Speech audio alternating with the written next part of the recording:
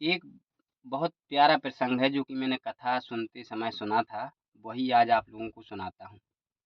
क्या होता है कि एक गाँव में एक ग्वाला था जो कि गाय चराता था और वो एक गरीब-सा ग्वाला था। तो क्या होता था उसी गाँव में एक बाबा जी आए हुए थे, उनकी 7 दिन की कोई कथा का प्रोग्राम था। तो एक चबूतरे पे उनकी कथा चल रही थी, तभी ग्वाला वहाँ से अपनी गाय लेकर निकलता है। तभी जो महाराज जी हैं पंडित जी वो अपने भक्तों से कह रहे थे कि जो भी गुरु मंत्र ले लेता है और रोज भगवान की भक्ति करता है, भगवान को स्मरण करता है गुरु मंत्र के साथ, तब उसे भगवान स्वयं दर्शन देने तक आ जाते हैं। ऐसा वो अपने भक्तों को प्रवचन में सुना रहे थे। ये बात ग्वाला सुनता है और वहां से निकल जाता है। अब क्या होता है, रात को ग्वाला गाय लेकर घर आया। जैसे ही वो सोया खाना पीना खा के, तो वो देखता उसे नींद नहीं आती, उसे वही-वही बात बार-बार याद आ रही थी पंडित जी की। तब दूसरे दिन ग्वाला क्या करता है कि पंडित जी के पास जाता है और उनसे कहता है कि पंडित जी, हमने आपकी गुरु मंत्र वाली का बात सुनी थी कल, आप मुझे भी गुरु मंत्र दे दीजिए ताकि मेरा भी उद्धार हो जाए।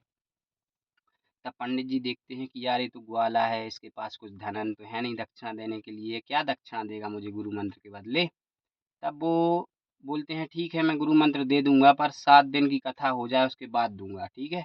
और वो वहाँ से भेज देते हैं उसको। अब धीरे-धीरे वो क्या होता है, 5-6 दिन ग्वाला कथा सुनने भी जाने लग जाता है। अब जैसे ही 7वाँ दिन होता है तो पंडित जी जैसे ही कथा समाप्त होती है तो जिसने वो कथा करवाई थी, उनके घर चले जाते हैं उसे गुरु मंत्र दिए बिना। अब एक ग्वाला भी पीछे-पीछे जाकर उनके घर के दरवाजे पर बैठ जाता है। यार आज तो गुरु मंत्र लेकर ही जाऊँगा, 7 दिन हो गए, 7 दिन से मैं रोज़ इनकी प्रवचन सुन रहा हूँ पर अभी तक इन्होंने गुरु मंत्र नहीं दिया।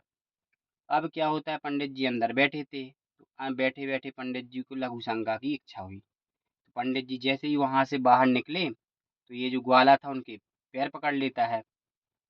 तो पैर पकड़ता है और बोलता है आज तो आपको गुरु मंत्र देना ही पड़ेगा, देना ही पड़ेगा। अब पंडित जी को बहुत ज़ोर से लघु शंका आई थी। तब पंडित जी उसे धक्का देते हैं और कह देते हैं धत कपोश्चन, ऐसा कुछ बोल देते हैं। अब इसे लगता है कि यही जो है गुरु मंत्र है।